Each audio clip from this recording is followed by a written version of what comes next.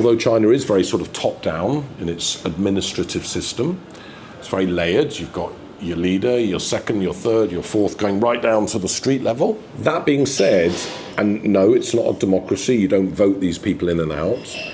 But they are highly accountable, and it's become very accountable based on performance. So if you're a medium-level government official in Guangzhou here, or even a street official looking after this street here, if you don't deliver what you've pledged, you might lose your job.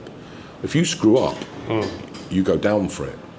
And the Chinese government is constantly seeking feedback, gauging opinion, understanding how communities, how people feel about what's going on. And if people are feeling a certain way about something, they will take action. So in that sense, there is direct accountability. If you're the Guangzhou Environmental Protection Department and you pledge to clean up the air or plant 10 more trees down this street, if you don't do it, you've screwed up.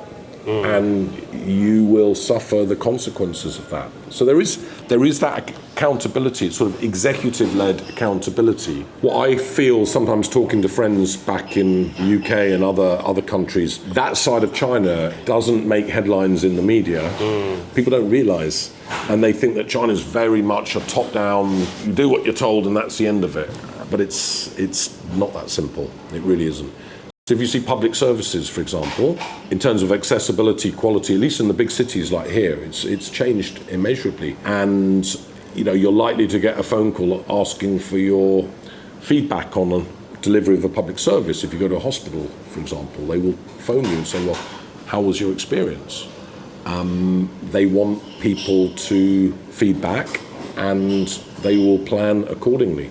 I mean, it's a bit simplistic what I'm saying, but that's how it generally works. And I've seen that even running a business like this. If there are complaints, if residents complain about noise, for example, or let's say, in touch wood, it hasn't happened, but let's say there was a food poisoning complaint, or someone complained that we were selling a fake alcohol, and there is a lot of fake alcohol on the market, or somebody complained about noise one night, it would be investigated, followed up.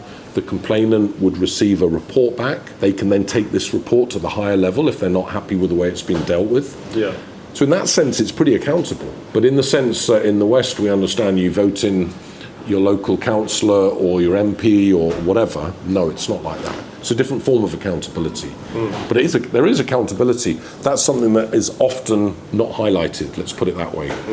People don't have that idea that this, and I think that's one reason China's modernization has gone pretty well in most senses, is because of that accountability. There is almost an unwritten contract between the government and the people. We're going to make things better.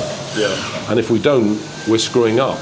We've got no legitimacy left any longer. That works quite well.